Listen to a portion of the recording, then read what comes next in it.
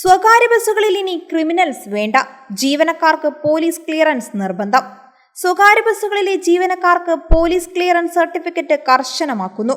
മുമ്പ് ഇതു സംബന്ധിച്ച് ട്രാൻസ്പോർട്ട് കമ്മീഷണർ ഉത്തരവ് ഇറക്കിയെങ്കിലും കർശനമായിരുന്നില്ല.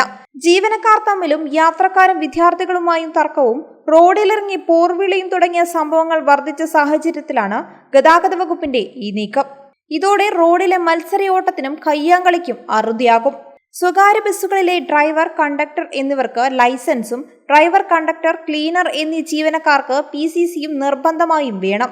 അല്ലെങ്കിൽ ബസ്സുകളുടെ പെർമിറ്റ് റദ്ദാക്കും. 1 വർഷമാണ് PCCയുടെ കാലാവധി.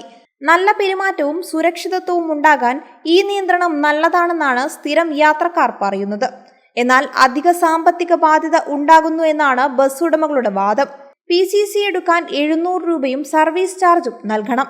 അത്രയും തുക ജീവനക്കാർ മുടക്കില്ല, ഉടമകൾ നൽകേണ്ടി വരും. കൊലക്കേസ്, അക്രമങ്ങൾ, സ്ത്രീകൾക്കും കുട്ടികൾക്കുമെതിരായ അതിക്രമം, മയക്കുമരുന്ന് ഉപയോഗം, മദ്യവിൽപ്പന തുടങ്ങിയ 12 തരം ക്രിമിനൽ കേസുകൾ ഉൾപ്പെട്ടവർക്ക് PCC ലഭിക്കില്ല. ഇനി ബസ്സിലെ ജീവനക്കാരൻ മാറുകയാണെങ്കിൽ RTOയെ അറിയിക്കണം. മോട്ടോർ വാഹന വകുപ്പ് ഉദ്യോഗസ്ഥർ പരിശോധിക്കും. PCC ലഭിക്കുന്നതിനുള്ള അപേക്ഷ ഓൺലൈനായോ ഓഫ്ലൈനായോ സമർപ്പിക്കാം. ഓൺലൈൻ വഴിയോ കേരള പോലീസിന്റെ മൊബൈൽ ആപ്പ് വഴിയോ സമർപ്പിക്കാവുന്നതാണ്. തുടർന്ന് ബന്ധപ്പെട്ട പോലീസ് സ്റ്റേഷനിൽ സിറ്റിസൺ മൊഡ്യൂളിൽ അപേക്ഷ സ്വീകരിക്കും.